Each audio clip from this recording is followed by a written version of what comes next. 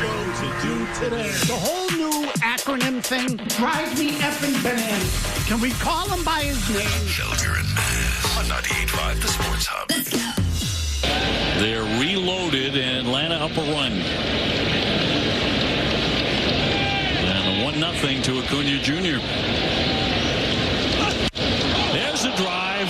High and deep. Back it goes. Grand slam. Felt like a matter of time with him. And Weissert gives up the bomb. Fourth career grand slam for Ronald Acuna Jr.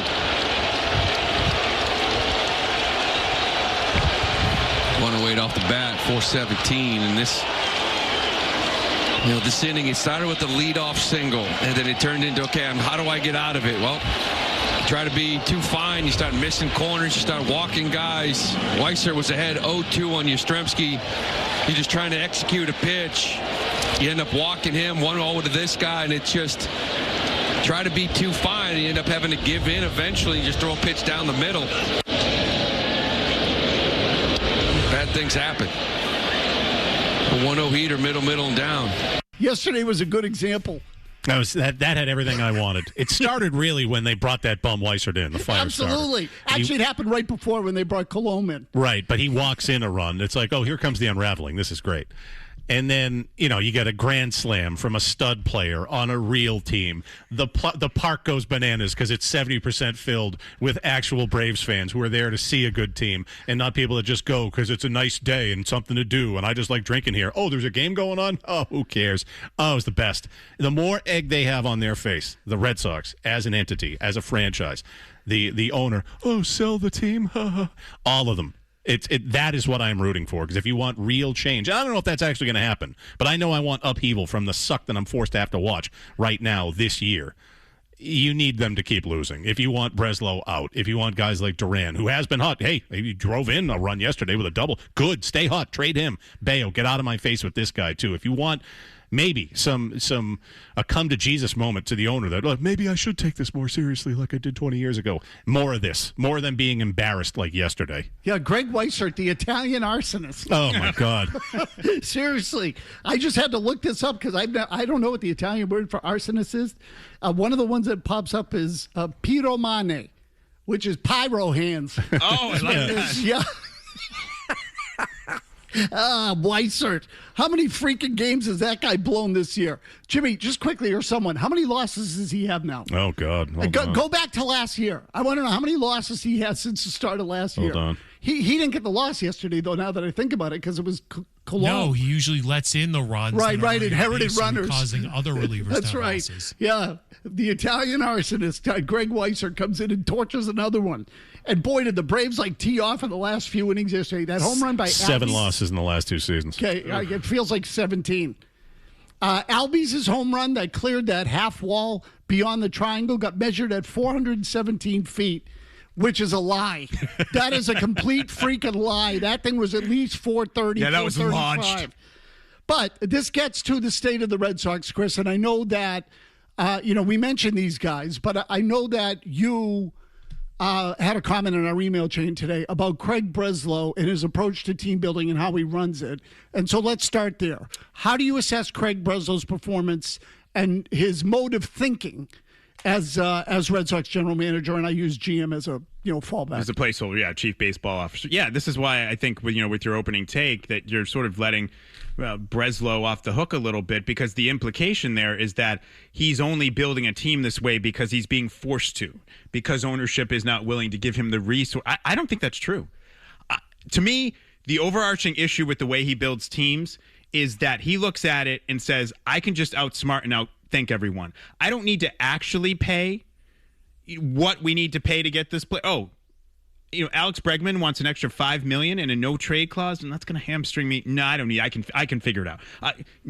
You look at Caleb Durbin; he's an undervalued asset. The rest of baseball doesn't see what I see in this guy, and it's the same thing with some of the prospects too, right? It's like, no, we don't have to give up prospects to go get a Ketel Marte or somebody else. No.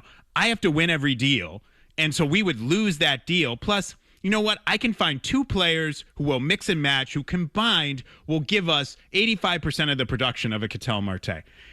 That's the whole way he builds the team. The whole team is built from this standpoint of what's called, are you familiar with the Dunning-Kruger effect? No. It's when you think that you're smarter than, you should be because you're on a show with Felger. It's when you think that you're smarter than everybody else and that the reason people aren't doing something or that something is not looked upon as being a smart move isn't because consensus says that's a dumb move. It's because you in your brilliance can see something that no one else can see. That's what I see a lot with Breslow, that he sort of looks at it and says, I see this avenue to build a team that nobody else in baseball is smart enough to see. And when you do that too many times in too many places on a roster, this is what you get. Yep, leaks. This is what you get. You get this mix and match stuff that doesn't really work. And to Murray's point, just quickly on Jarren Duran, because he's been phenomenal. Phenomenal's strong. He's been good for him over the last 22 games. And I looked this up today, and I'll see if I can find it quickly. But the OPS is over 800. Do you know what that? And he has in 22 games has 11 extra base hits. Do you know what that coincides with? It's very simple. Playing every day. Playing every day, and not just playing every day, but playing every day in the outfield. And this is the element that I feel like Breslow and some of the guys in baseball ops lose, is that there's still a human element to this. And so you can have all this talent and you can say, we don't want to trade Jarren Duran and we're going to hold on to him to try and maximize the value. And we're going to try and optimize all these players and reprogram them and re-engineer them. But something as simple as a guy like Duran, knowing he's going to be in the lineup every day, probably in left field, has unlocked him because there's still a human element to this thing. So those are the two things, trying to outsmart everybody with every move and acting like you see things like David Hamilton's actually a good player. And the idea that you're not taking into account the human element. So when you have this mix and match roster, you don't get the production you think you're going to get because that guy mentally, emotionally, psychologically can't perform his best because he's not comfortable. He doesn't know when he's going to play or where he's going to play, and it affects his performance. I mean, they miss this stuff all the time. They really do. And look, Felger would, I call it micromanaging. Felger would call it finger banging. You know, call it whatever you want. The fact of the matter is they micromanage the roster and they think they can get the same results. One guy who can do multiple jobs is more valuable and effective than 3 guys who can do different jobs. You know what I mean? Yeah. The same task, but each one does something different. It's not the same. In professional sports, it is not the same. It might be the same on an assembly line. It's not the same in professional sports. Because they're doing it, as you said, it's like a math equation. You know, we just plug this in to whatever proprietary model we have, and it spits out that this is a mid-90s. I'm sorry. I can't even get through that without laughing. This is a mid-90s win team based on we'll get this level of performance from these 2 guys at this position or this level of performance at this. And again, these models are only as good. Any sort of predictive modeling thing is only as good as the parameters you set and the information you feed it. And I think some of the parameters they set and the information they feed this thing have built-in falsehoods.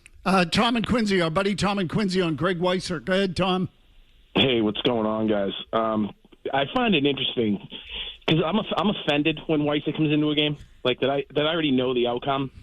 Yesterday is about as bad as you can do. Okay. But here's my problem. Well, here's one of my many problems I have with this team over the past few years. When they continuously tell fans that they're numbers driven and they're analytically driven and they're stat based this and they're stats, why do they choose to ignore some of the most glaring, ridiculous stats and go against it? So when you bring Weiser into a game with men on, they bat .333 against him. All right? 265 within scoring position, all that stuff. When he comes in with nobody on, they hit 216. So I'm no mathematical genius by any stretch. I'm just a retired cable guy. But if someone's batting .333 when you bring him in with men on, but they're only batting .216 when you bring him in with no one on, why in the hell is he coming into a game with men on base? I mean, Secondly, okay, Tom, I'm going to let you go just because we have other people to get to. We appreciate your calls as always. I can give you an answer because the stat you're looking at, Tom, doesn't tell the whole story and there's not enough information there because you're not looking under the hood.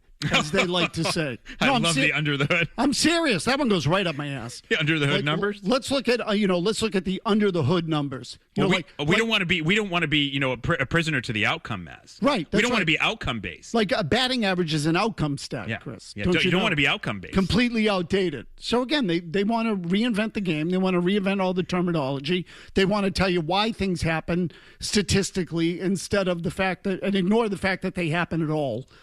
And so, to me, it's just a completely, the Red Sox being in the spot they're in with the approach that they have, to me, is terrifying. I don't think there's a way out. I don't know how they get out of this. They can't evaluate. Their ability to evaluate. It's their inability to evaluate players in their system because they're looking at all the wrong things. To me, is what's destroying the organization. There are guys that have left the organization that have played well. There are guys that have come in and played poorly. They had hyped these prospects who come up, and all of them had major flaws. Marcelo Meyer cannot hit an off-speed pitch. He can't hit it. It's under 100. And he's now in the big leagues. He's been in the operation for 5 years. And did they ever work on it? Did they ever drill it into his head? Here's what you have to do, or here's how you have to approach it? Or were they just down there teaching launch angle, get the pitch that you want, and then try to jack it out of the ballpark?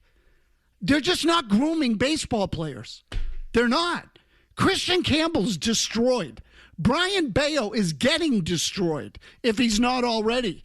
They are ruining these guys. And so what difference does it make if you like Franklin Arias? This is sort of my point. Everyone says, well, Franklin Arias is the number 5 prospect in baseball now. They'll screw him up. Oof. Wow. They'll screw him up. I hope that's not true. So there's a lot to like in all these guys. And right now they all suck. How do you explain that other than the fact that the organization doesn't know what it's doing? Well, I would say it's also overrating prospects, and also it's when they said, I'll just say this quickly, when last year after the season ended, and I was at that press conference with Breslow and Cora and those guys in Kennedy, and Breslow basically said, now we're in our window of contention. A lot of that was based on Meyer and Anthony had gotten to the big leagues. Definitely. That's great that they're in the big leagues, but it's not fair to them to expect that the moment they step in the big leagues, they're immediately going to reach their full potential. It takes some time a lot of times. There are ups and downs. So I would say it's a combination of overvaluing, overrating these prospects, and then valuing and sort of underselling how long it might take for someone to acclimate to the big leagues to the point where they can reach your projections. Chris, Craig Breslow doesn't know what he's doing. He's good on the pitchers. Because he's never done it before. Yeah, he's been good on the pitchers. He's really good on the left-handed pitchers. Okay, and you know why? Because in Chicago, he ran the pitching program. Yes. Okay, so the point is he has some experience there. Agreed. He has never been a chief executive. And now he's coming in with all these theories that he thinks have all the answers, and this is how you do it. And he's learning, like everyone else, that you don't have all the answers, because nobody does. And so, but he doesn't know what he's doing, particularly on the offensive side of the ball. You're right about that. The pitching has been early and totally are really the only reasons to watch this team right now, if you ask me. That's just my 2 cents. 617-779-0985. I've been flapping away. Gasper's been flapping away. We got a lot of you lined up with phone calls. I promised you. We will get to you when we come back on Agenda Free Friday. Don't go anywhere. Whee! Goalie fight. Whee! Look at the goalie fight. Whoa! Maz. Oh, my God. Murray. He sucks in the playoffs. That's great. No. 98.5. Wonderful. Good. The Sports Hub. Yeah, I think you have to separate, kind of where are we in terms of the standings versus where are we in terms of where we think we should be based on the talent of the team. And we have confidence in the players. We have confidence in the staff. We know that we haven't played as well as we had anticipated, but we fully expect to be in this thing and to turn this around. I think you can see some signs of it over the last month where the pitching has been consistently very, very good. We're playing really good defense, and it isn't showing up in wins just yet, but we're starting to have better at bats. We're starting to get on base a little bit more, have more traffic. Even in this last series where we got swept, we had chances. We had multiple chances, and a couple of different swings, and we win at least 2 of those games. Is it possible they overestimated or overrated the team? I mean, I don't think there's any question in retrospect. Because, again, if you ask me, they don't know what the hell they're doing anymore. They don't know. They're clueless. Jackson Bridgewater. Go ahead, Jack. Jack. Hello? Yes, go ahead. Hey, I got you guys. Hey, yeah, I did have a gonzo take, but I'm going to talk Red Sox. So I think the fallout of the Red Sox from 2020 to now is probably the most disappointing in all professional sports. I have a question for you, Maz, and not just selling at the deadline, but as someone who's covered the team, like, what is the next steps beyond the deadline? Obviously, like, I think clean house personally, but I'm curious your take. Thank you, guys. Yeah, so, Jack, Chris Cotillo was on. Jimmy, was that today that Cotillo was on, or was that, when was that? Was that with Joe Murray? I believe it's recent. Okay, so Cotillo was on this station recently talking about how he thinks, there are more jobs on the line over there, which means, and look, this is somewhat elementary, but I was operating under the premise that they fired Alex Cora. That would give Craig Breslow a little bit of time, and Breslow would probably get another year, and then we'll see where we're at. It doesn't sound like that now, based on what the people that cover the team are saying. And so I would tell you that, yeah, his ass is on the line. And this is the scary part. If they fire him, who's going to come in and run it? Do you think they're going to hire a Dave Dombrowski type? Because I don't. And I don't mean him specifically. Yeah. Again, somebody with juice. They need someone with experience this time, right? Yeah, they need someone with experience and someone who has on-field baseball acumen. Okay? On-field. But Breslow was a former player, right? Okay, but not from an evaluation standpoint. I'm being sarcastic. Saying that you have him as chief baseball officer as a former player as a left-handed situational reliever would be like me saying, like, oh, my NFL GM, this guy used to be a long snapper. He's a former player. Exactly. It's the same thing. Cora didn't even know the hell he was his teammate. Wasn't that great? That's true. Isn't that great? Seriously. They asked Cora about it on the day Breslow was hired. So you know him because we're in your team. He said, not really. No, he wasn't here very long. I mean, and when he was kind of hiding in the corner like the dork that he is. Can I just say quickly, and I don't know how you feel on this, but I've sort of changed my tune a little bit. Looking at the way they're doing things, do you think they should have given Chaim Bloom more time? No. Let him keep going? No, because the big league team sucked under him too, and he was still too far in the other direction. And I'm not telling you Bloom was horrible in terms of building the farm system. It was okay. I mean, it was okay. Marcelo Myers, it turns out, might not be able to play. Yeah. So, but what I will say, because here's my big gripe with Bloom. When it came time to make the move to make the big league team better, he was afraid to make it. Was he afraid to make it, or were there too many inputs from other people in the organization who maybe weren't looking at the decisions as strictly baseball decisions? Okay, so, but how is that any different than what's going on with Breslow right now? It's a good question.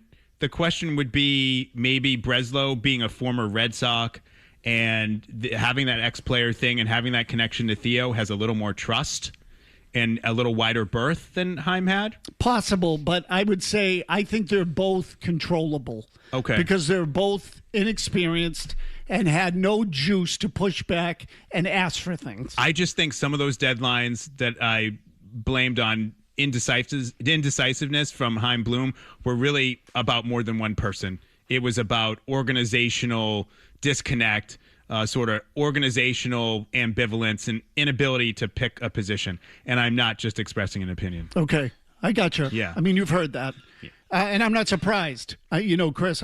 Chris, that sounds like Chaim Bloom's boss there. Who would that boss be? Oh, Sam Kennedy. Oh, interesting. So, Chris. So would you say that he's the problem, Sam Kennedy?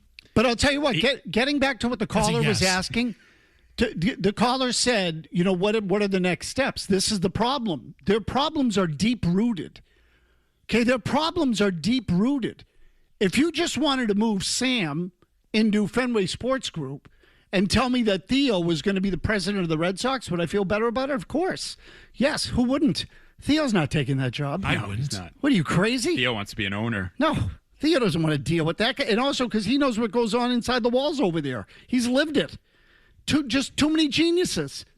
Sam's in the car. Go ahead, Sam. Kennedy? Just quickly, the only way this changes is if Henry sells the team and then just a fire sale of everybody. But the one thing about the season that I'm going to be kind of mean. The best thing about the season is the announcer Dave O'Brien is slowly falling into the abyss, and I believe he's going to have a crash out soon. Just that that clip you played the other day of him like looking at that stat, he's slowly turning into Harry Doyle from Major League. All right, Sam, thank you. Jimmy, do we have that? This was after the game they blew the other night. Oh, no, they were down. They got walloped, I think. I can't remember what the score was, but they got down by 3 runs. The Braves took the lead. This was the first game of the series. Right, it was the 7-6 game? Yeah, they scored two. They scored 2 runs in the first inning. They hit home runs in the first inning. They went up 2-0, and everyone thought, "Oh!" Again, I was walking out of here. Back-to-back homers. Yeah, I was walking out of here, Chris, and Joe Murray and the interns are like, "Hey, what do you think now? They just hit back-to-back home runs." I said, "Well, don't worry, they'll blow it." Red Sox made a run in the 9th inning, but when trailing by 3 runs or more, there now. Checks notes. 0-21. 0-21. Holy. Under 500 for the first time since 22. 9 games under 500 for the first time since 2022. And that's where they are again after losing yesterday. So they find ways to lose. They lose them in all kinds of ways. The games they hit, they don't pitch. When they pitch, they don't hit. They run the bases poorly, or they overthrow cutoff men.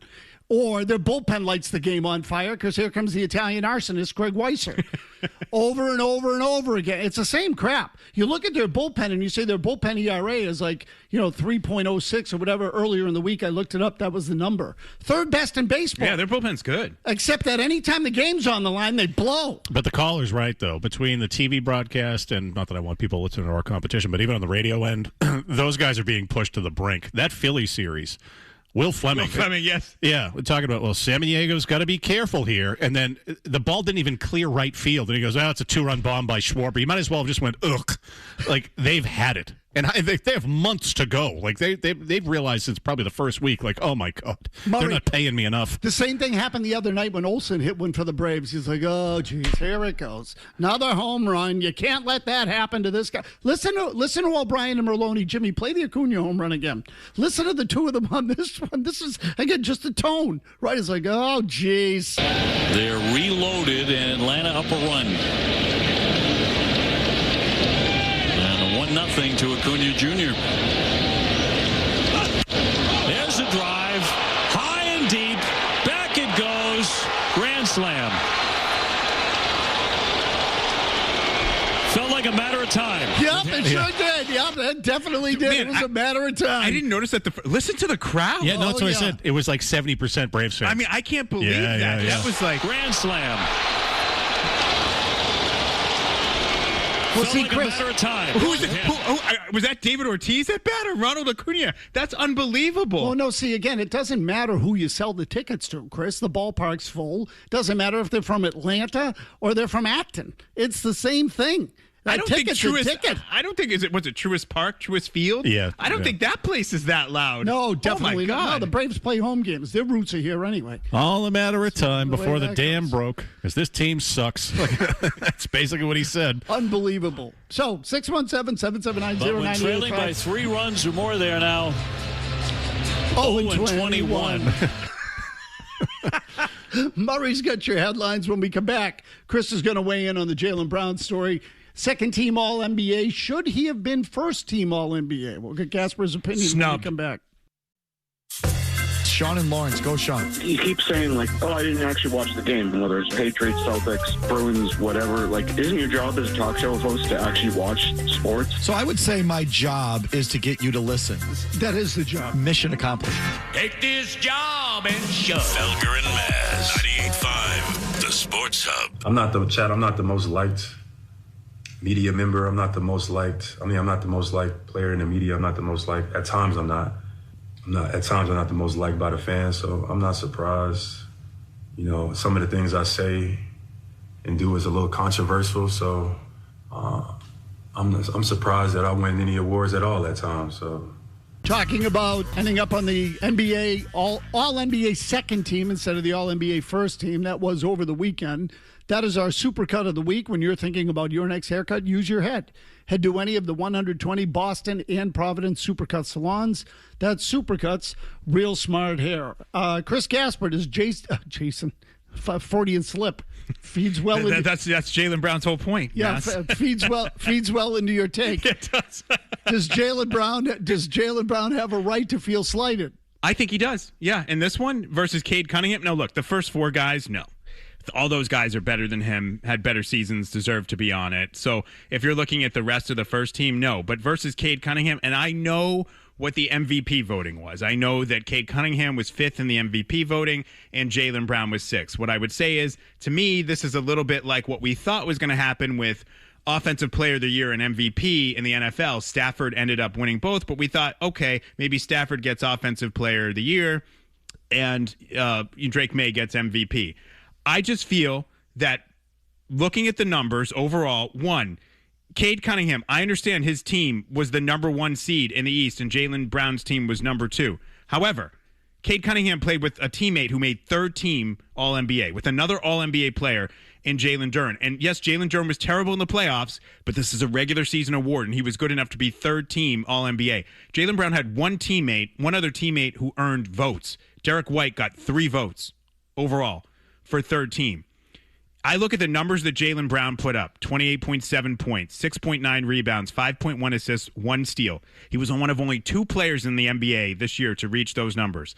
If Jason Tatum had put up those numbers and it came down to Jason Tatum and Cade Cunningham, there is no way that the electorate that voted for this would put Cade Cunningham on All-NBA first team over Jason Tatum. There's not a chance. So you do think there's a bias against Brown because he doesn't play the political game? I think the political game, and also I sent this in the show email. I don't know if you guys know this or if you looked at it and read it. Cade Cunningham is a Nike guy. And Cade Cunningham, the week this All-NBA came out, just happens to have a signature shoe with his name on it coming out. Now, is that the whole reason he got it? No. But the reality is there are some politics of this thing. And before people say, oh, you're feeding into these conspiracy theories, this, that, and the other, let me ask you, who traded Luka Doncic to the Lakers? Dallas. Nico Harrison. Do you know what his job was before he got hired by Dallas? Was he a Nike exec? He was Kobe Bryant's guy at Nike and a Nike exec. So this is fun. I didn't see this part of your email, but I asked because Holly was in that day. Yeah.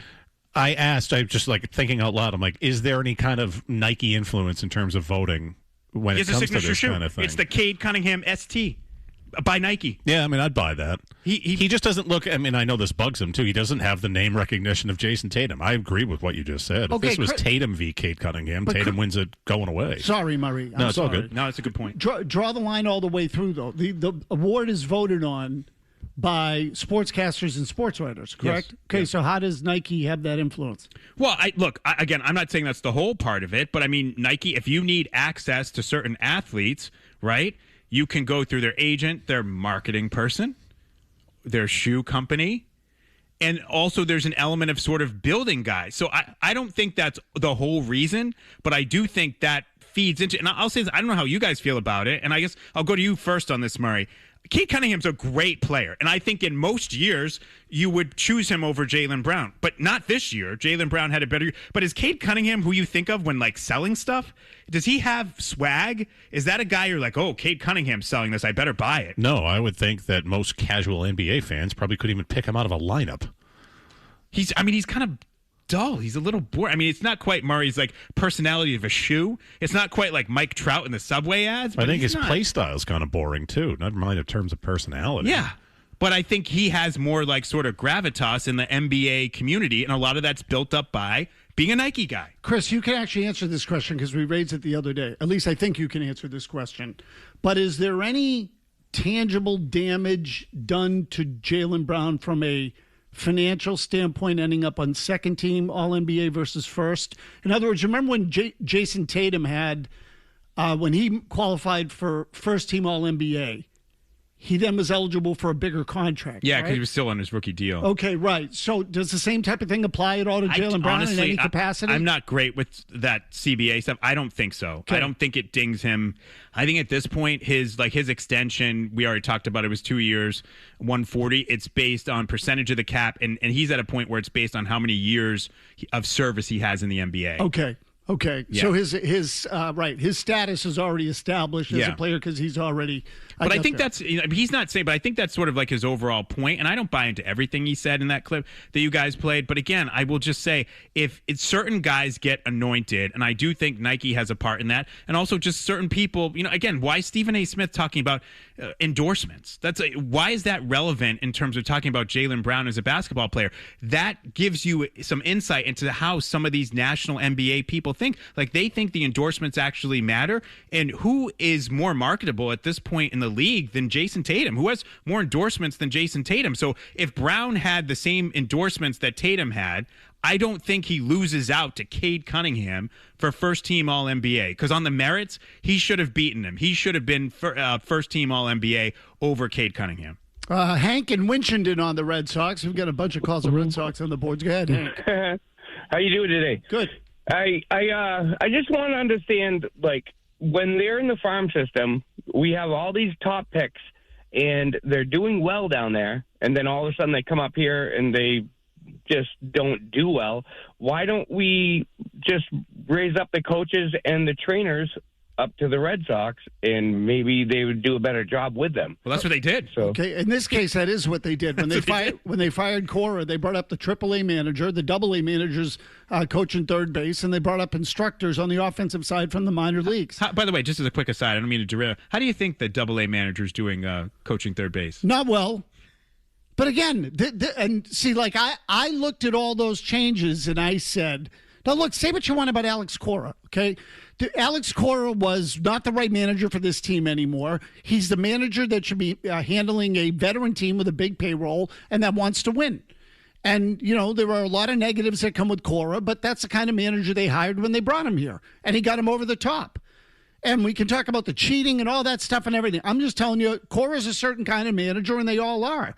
Terry Francona wasn't a great manager when he came here, but he was the right manager at the right time. John Farrell was the right manager at the right time. I would say the same for Alex Cora at the beginning. So I don't always think that it's about the best manager. I think it's about the right manager for your team.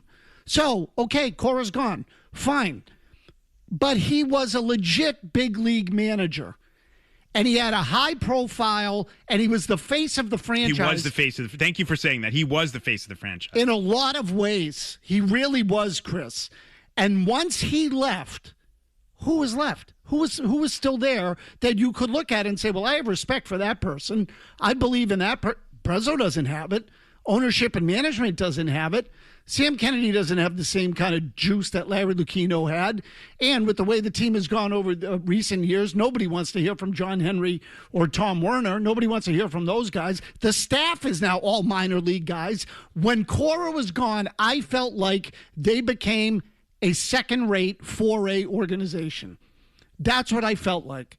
I went, oh, boy, you don't ever see a team blow out a whole staff. Yeah, that was, except for the pitching. A month into the season. Right. And I mean, you know, but even an offensive staff. Yeah. You don't see that. That doesn't happen that way.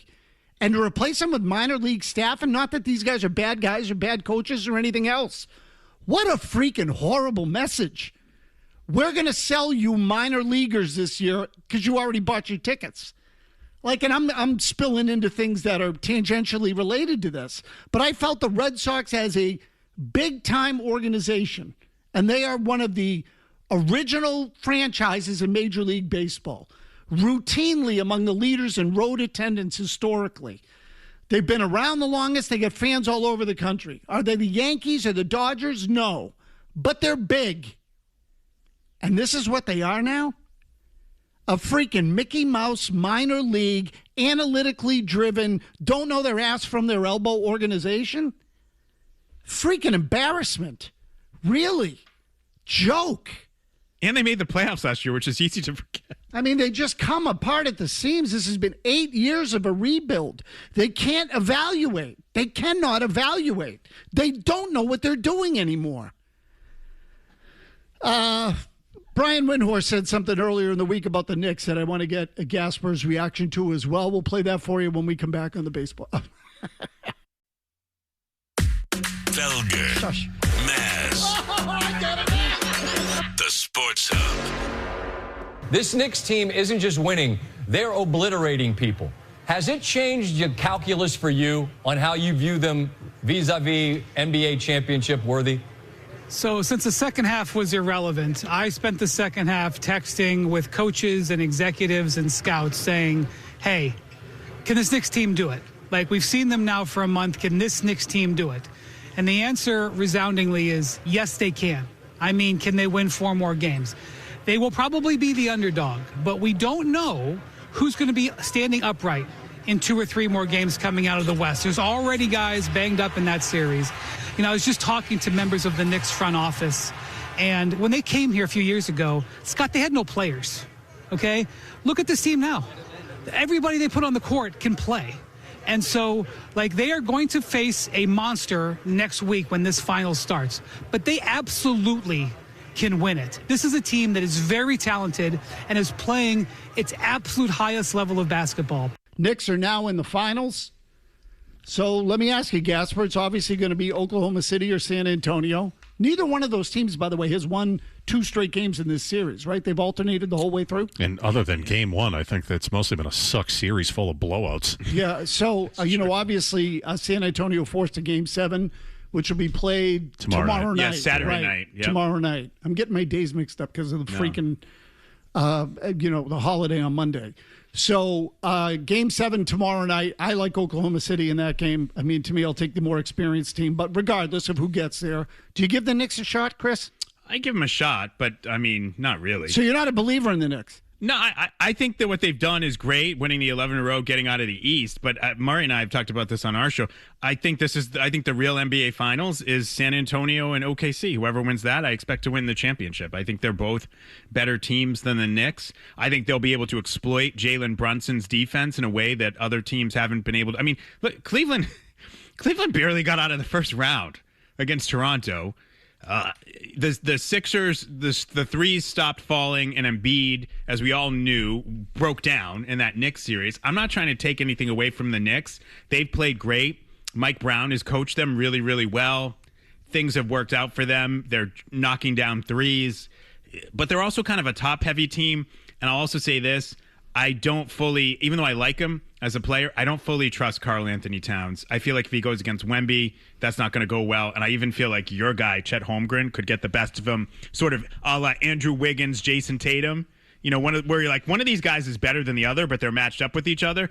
But Wiggins still outplayed Tatum in the 2022 NBA Finals. I could totally see Chet Holmgren outplaying Cat. Yeah, I'd like to think the Knicks would have a shot. I felt stronger about it a few days ago, but as this Western Conference Finals has gone along, part of it, Chris, is I thought like there's been injuries, like Jalen Williams and A.J. Mitchell. It's like, okay, they're taking chunks out of each other. It's not going to matter. Those two teams are on a different level than what the New York Knicks are. So I feel if it went 6, I'd feel like that would be an accomplishment. That's for New what York. I feel like 6. I think they can take it 6. Yeah, I don't think, if you're asking me to pick, I'll pick whoever comes out of the West. I think everybody feels that way. But boy, am I rooting for the Knicks. You are? I am. Okay. First of all, I think it would be good for the league. I really do. Why? Because they're the Knicks, and they never win. They've sucked for a long time. Like, hey, it'd be good to have the Knicks be good again. I think that would be fun. But the Knicks don't have to be good to be relevant. They're already, mashed in your face. Can I just say, I'll be honest with you. I like the way they play, Chris. I like the way they play too, but I also am just so tired of the celebrities. I want to taste some. I'm like Mark. I want to taste some celebrity too. I want to see a drunk Timothée Chalamet bawling his eyes out because his team is just getting destroyed. Nobody in life deserves to have all the things that Timothée Chalamet has. The level of success he has, Kylie Jenner, his team in the NBA Finals. That's too much. No. Okay, good. No, a little Schadenfreude for Gazprom. Well, that and the owner's a complete a-hole because he talked me off this a couple of weeks ago. That's a good one. Because I said, I'm rooting for the Knicks. And then Chris went through the list of a-hole celebrities. I'm like, yeah, they're a bunch of douchebags. And he's like, need I remind you who the owner is? I was like, oh, who spies? He's who spies on his own fan. Legitimately bad guy. Yeah. And it's like, oh, do you want James Dolan to feel happiness? Not really. Okay, so that's a good one. Although, but I do like the team. They're spunky. They're fun. And I'm with you. I'm with Maz more than... Okay. Yeah, the Knicks are always in your face. It's been since Nixon was president, as it was pointed out by Dan Shaughnessy in his column today, since they won the title. It's been forever.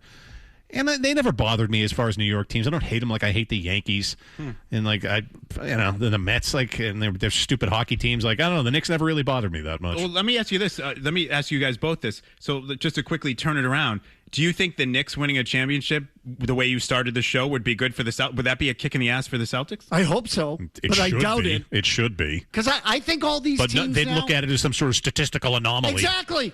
Thank you, Murray. Yes, no, Murray's right. No, nobody gets mad at anybody ever winning anymore. Like this is nobody. Oh no, they got theirs good, or I'm happy for them. Yay! And that's what the whole thing. No one gets mad about stuff anymore. Right. I tried to delude myself into, one of the reasons I was pulling for the Canadiens will get knocked out tonight is maybe it'll light a fire under the Bruins. But it won't, because the owner, Charlie Jacobs, a few weeks ago was like, well, we're like a Stanley Cup team. What are you talking about? So here's what we'll do. Top of the hour, Murray will get you caught up on headlines. We'll continue with your phone calls. I do have an additional thought on the Knicks as to why I like them and why I'm rooting for them. It's not just because they haven't won in 60 years or approaching 60 years. That's not it. I like the way they're built and the way they play. We'll get to that. Also, we'll catch up with Chris really on. We haven't really had a chance to get into a lot of the stuff that came out of the Vrabel press conference the other day. The OTAs obviously have begun for the Patriots, so we'll touch on a lot of that. Don't go anywhere. No commercials. Murray's Get Your Headlines. We'll be right back.